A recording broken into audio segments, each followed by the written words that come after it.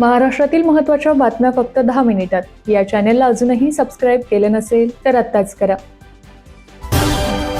महाराष्ट्रात 2026 मध्ये 70,000हून अधिक सरकारी पदांची मेगा भरती होणार असून यामध्ये पोलीस, तलाठी आणि शिक्षकांसह इतर अनेक विभागांतील रिक्त पदे भरली जाणार आहेत। मुख्यमंत्री देवेंद्र फडणवीस यांनी या भरती प्रक्रियेला गती देण्याचे निर्देश दिले असून 20,000 पदे एमपीएससी द्वारे भरली जातील।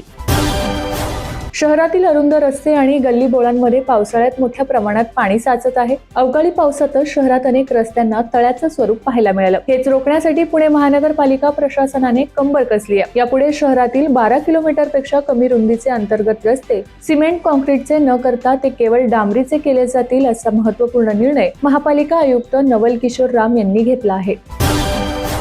जय पवार यांच्याकडे राष्ट्रवादी काँग्रेसमध्ये मोठी जबाबदारी देण्यात आली आहे। अजित पवार यांच्या निधनानंतर पक्षात तयार झालेली पोकळी भरण्यासाठी हा निर्णय घेतला गेल्याचे सांगितले जात आहे। पार्थ पवार नुकतेच राज्यसभेवर खासदार म्हणून निवडून गेले। त्यानंतर छोटा भाऊ जय पवारही राजकारणात सक्रिय झालाय। जय पवार यांना राष्ट्रवादी काँग्रेसच्या राष्ट्रीय कार्यकारिणीत सामील करण्यात आले आहे। लाडकी बहीण योजनेबाबत महत्त्वाची माहिती समोर आली आहे। योजनेच्या लाभार्थ्यांसाठी केवायसीतील चुका सुधारण्यासाठी पुन्हा एकदा मुदतवाढ देण्यात आली आहे। ही लाडकींसाठी शेवटची संधी असेल। लाडक्या बहिणींच्या मागणीनंतर हा निर्णय घेतल्याचे मंत्री अदिती तटकरे यांनी सांगितलं आहे। मुख्यमंत्री लाडकी बहीण योजनेची ई-केवायसीची मुदत 31 मार्च पर्यंत होती। आता ई-केवायसी दुरुस्तीची मुदत 30 एप्रिल 2026 पर्यंत वाढवण्यात आली आहे। देशात सोन्या चांदीच्या किमतींनी ऐतिहासिक उच्चांक गाठलेला असतानाच आता केंद्र सरकारने एक अत्यंत महत्त्वाचा निर्णय घेतला आहे। केंद्र सरकारने सोने, चांदी आणि प्लॅटिनमच्या दागिन्यांच्या आयातीवर तात्काळ प्रभावाने निर्बंध लादले आहेत। फ्री ट्रेड एग्रीमेंटचा होणारा गैरवापर रोखण्यासाठी सरकारने हे मोठे पाऊल उचलल्याचं सांगण्यात येत आहे। सोने, चांदी आणि प्लॅटिनमच्या दागिन्यांची आयात आता मुक्त श्रेणीतून काढून निर्बंध श्रेणीत टाकण्यात आली आहे। याचा अर्थ असा की आता कोणत्याही व्यापाऱ्याला हे दागिने आयात करण्यासाठी सरकारकडून विशेष परवाना किंवा मंजुरी घेणे अनिवार्य असेल। हे नवे नियम तात्काळ लागू होतील। ज्या व्यापाऱ्यांचे आधीच करार झालेले आहेत किंवा ज्यांनी आगाऊ पैसे दिले आहेत त्यांनाही या नियमातून सूट मिळणार नाही।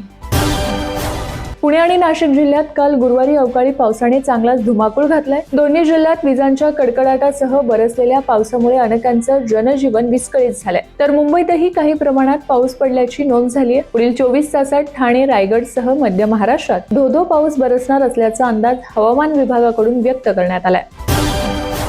संसदेच्या दोन्ही सभागृहांनी जनविश्वास विधेयकाला मंजुरी दिली आहे। राष्ट्रपतींची स्वाक्षरी झाली की अधिसूचना काढली जाईल आणि विधेयकाचे कायद्यात रूपांतर होईल। हे झाले की वाहतूक कोंडीला कारणीभूत ठरणे, जन्म आणि मृत्यूची नोंद करण्यात चुका करणे हे गुन्हे ठरणार नाहीत। देशात जनविश्वास हा कायदा लागू झाला की होणाऱ्या बदलाचा लोकांच्या दैनंदिन जीवनावर थेट परिणाम होईल।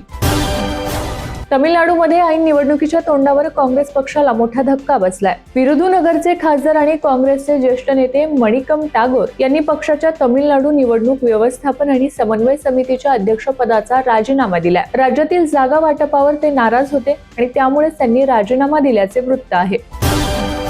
प्रहारचे दिग्गज नेते आणि माजी मंत्री बच्चू कडू यांच्यावर गुन्हा दाखल करण्यात आलाय। बच्चू कडू यांनी कट रचून भाजप आमदाराच्या भावाला मारण्याचा प्रयत्न केल्याचे तक्रारीत सांगण्यात आले आहे। अमरावती पोलिसांकडून या प्रकरणाचा तपास करण्यात येत आहे। नवी मुंबई येथील सेक्टर 17 वाशी येथील पाम बीच मार्गावरून सायन पनवेल महामार्गाशी थेट जोडणारा महत्वाकांक्षी उड्डाणपूल लोकार्पित करण्यात आला आहे। या नव्या पुलामुळे पुण्याकडे जाणाऱ्या वाहनांना वळसा घालण्याची गरज नाहीशी होणार असून प्रवास अगदी जलद, सुरक्षित आणि सोपा होईल। उपमुख्यमंत्री अजित पवार यांच्या अकाली निधनामुळे रिक्त झालेल्या बारामती विधानसभा मतदारसंघातील पोटनिवडणूक बिनविरोध होण्याची शक्यता आता कमी झाली आहे। काँग्रेस पक्षाने बारामती आणि राहुरी या दोन्ही विधानसभा पोटनिवडणुका लढण्याचा निर्णय घेतला असून या भूमिकेला पक्षश्रेष्ठींनी गुरुवारी मंजुरी दिली असल्याची माहिती मिळत आहे। राष्ट्रीय महामार्गावरून प्रवास करणाऱ्यांसाठी महत्त्वाची बातमी आहे। आता देशातील सर्व टोल प्लाझावर रोख रक्कम घेतली जाणार नाहीये। आता सर्व टोल नाक्यावर फक्त डिजिटल पेमेंट घेतले जाणार आहे। 10 एप्रिल पासून हे नवे नियम लागू होणार आहेत। सरकारने दिलेल्या माहितीनुसार आता 10 एप्रिल पासून राष्ट्रीय महामार्गांवर रोख रक्कम स्वीकारली जाणार नाही।